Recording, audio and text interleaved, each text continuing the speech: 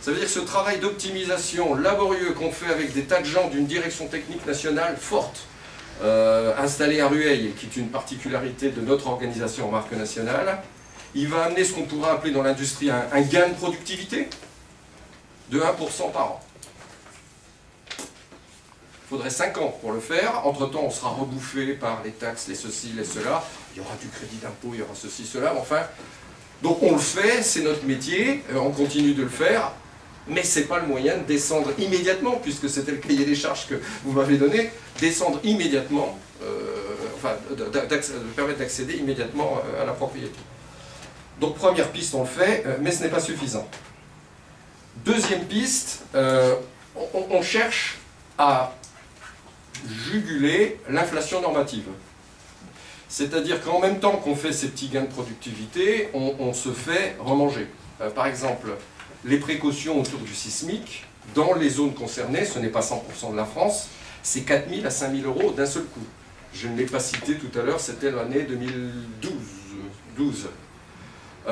Les sujets sur la réglementation handicapée, dont on ne peut pas disconvenir, hein, la réglementation handicapée, le confort de vie d'un handicapé, c'est très important. Chaque fois, c'est 500 ou 1000 euros. Donc en ce moment, avec l'aide de nos organisations, on cherche à obtenir une pause normative. Et en particulier, on a eu des espoirs fous au moment où Manuel Valls a dit au mois d'août, voilà 50 mesures concrètes, et elles étaient vraiment concrètes. Il disait, dans une maison individuelle, on va supprimer le tuyau de cheminée et la cheminée sur le toit quand c'est pas utile. 1500 euros.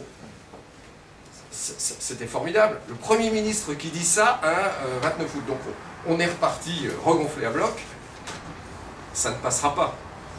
Les lobbies y veillent.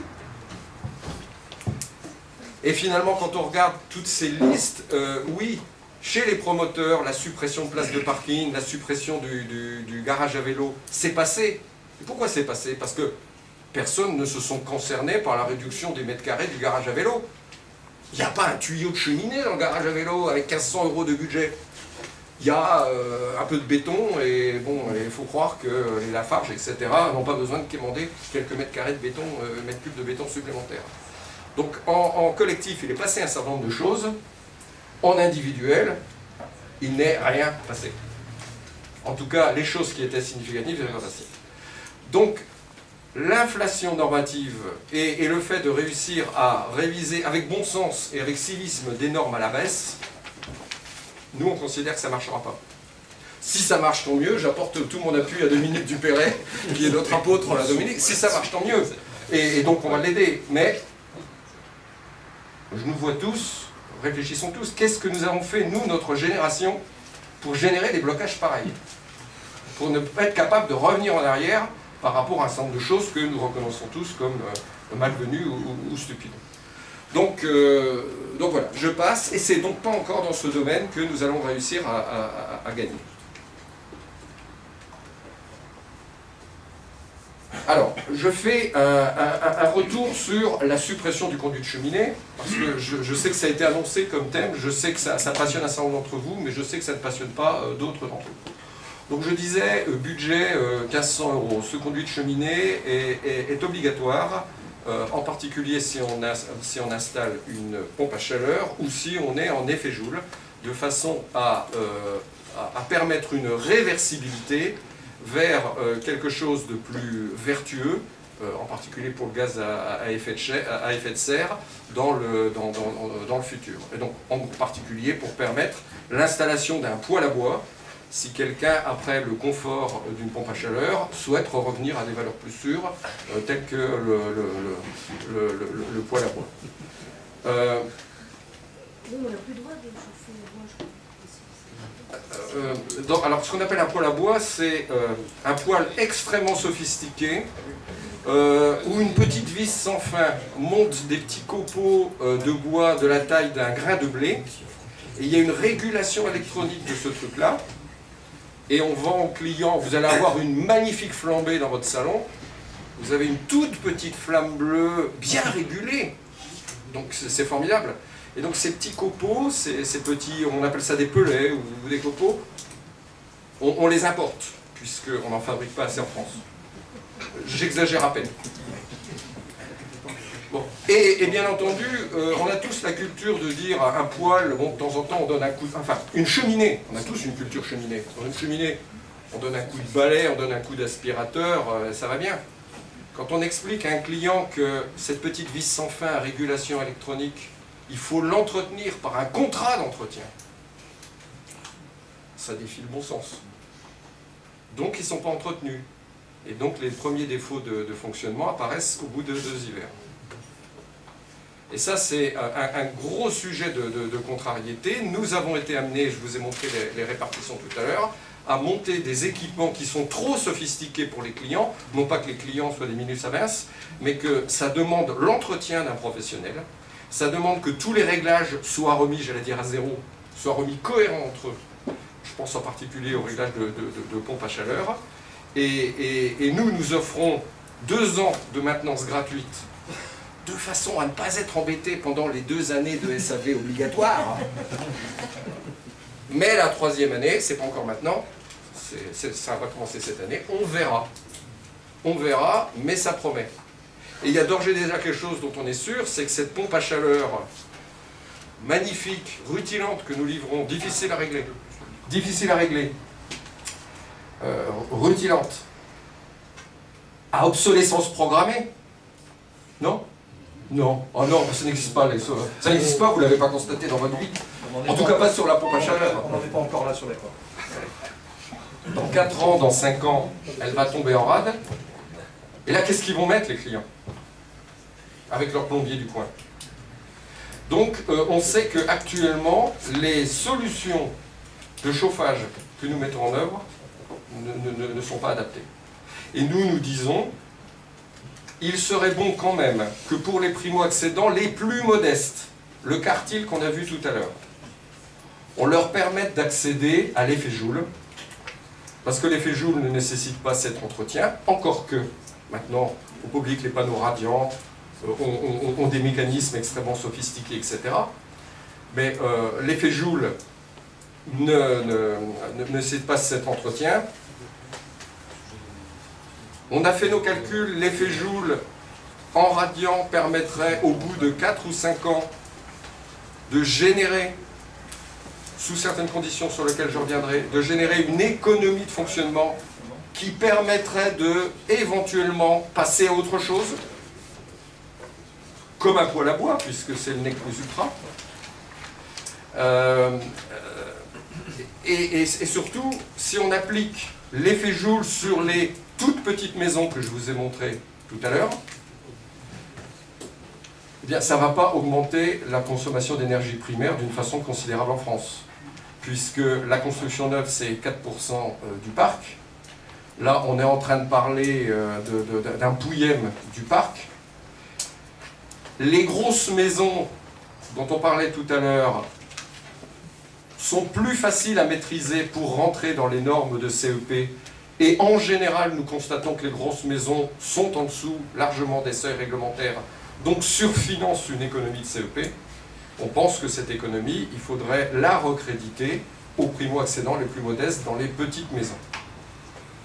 Alors, on a tenté cette démarche auprès en particulier de la DHUP, et on a échoué, au nom de tout ce que vous connaissez, puisque vous êtes des spécialistes. Et donc, il n'a pas été jugé utile ce qu'on a appelé une surmodulation, c'est-à-dire un droit à consommer du CEP, qui permettrait de passer un effet Joule dans des petites maisons très modestes. Il n'a pas été considéré que c'était une solution acceptable. Il a été considéré dans le même temps qu'une maison un peu moins modeste, où il y a une pompe à chaleur, devrait garder un conduit de cheminée inutile. À quoi sert ce conduit de cheminée? Il sert à organiser une réversibilité future vers une autre forme de chauffage, et en particulier vers une forme de chauffage réputée plus vertueuse, qui s'appelle le poêle à bois. Le poêle à bois dégage du CO2 dans l'atmosphère maintenant, mais le bois, lors de sa maturation, pompera pendant 30 ans, 40 ans, 50 ans plus de CO2 que je n'en dégage maintenant. Donc je dégage tout maintenant, je brûle tout maintenant, et je vais remettre à 30 ans à reconstituer ce stock, enfin, à liquider ce stock. Je suis un peu caricatural, mais il faut être caricatural, puisqu'on est dans le domaine un peu du dogme. Donc de temps en temps, il faut un peu transgresser. Et je vous prie de m'excuser, et je suis sûr que nous sommes dans une assemblée tout à fait amicale. Donc, notre dernière idée en date, c'est peut-être de dire,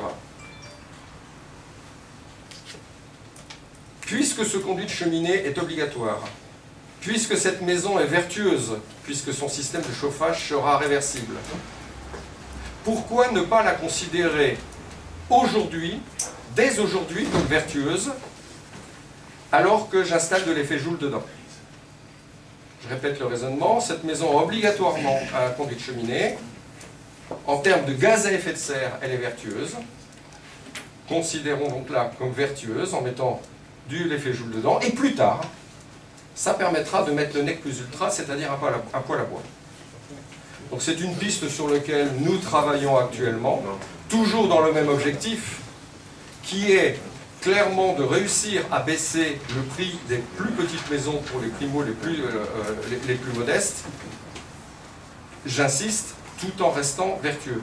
Et il faut trouver le bon raisonnement de vertu. En ce moment, on sent bien que le dialogue se rééquilibre, enfin le thème se rééquilibre entre d'une part la consommation d'énergie primaire, d'autre part le gaz à effet de serre. Le gaz à effet de serre est une préoccupation qui a l'air de remonter. Essayons, dans ce nouvel équilibre, de trouver un nouvel équilibre technique.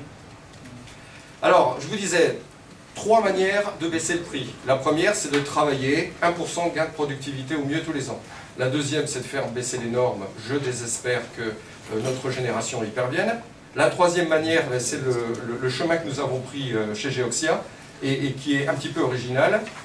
On a fondé avec nos fabricants, nos partenaires, les équipementiers, une association de recherche et développement, qu'on appelle le Geoxia Lab.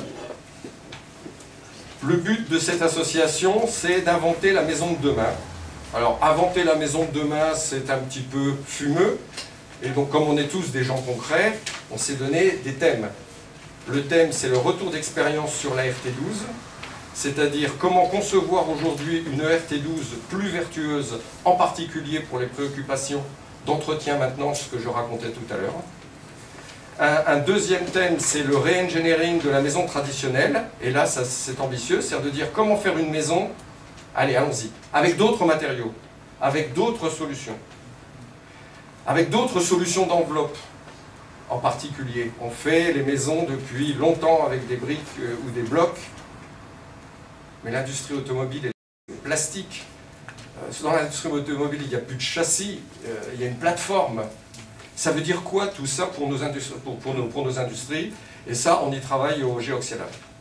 Et puis, la troisième dimension, c'est ce qu'on appelle l'anticipation de la nouvelle réglementation responsable de 2020. L'objectif de l'association n'est pas d'être un groupe de pression supplémentaire pour dire ce qu'il faudra faire. L'objectif est beaucoup plus modeste, c'est d'observer tout ce que tout le monde dit, de façon à se préparer concrètement au plus probable. On a un énorme problème d'information, des tas de think tanks produisent des recommandations pour ce que sera cette réglementation. Personne ne sait aujourd'hui ce qu'elle sera. Mais nous, on a besoin de savoir vers quoi ça va, et donc on cherche l'intersection en montant donc une documentation extrêmement forte.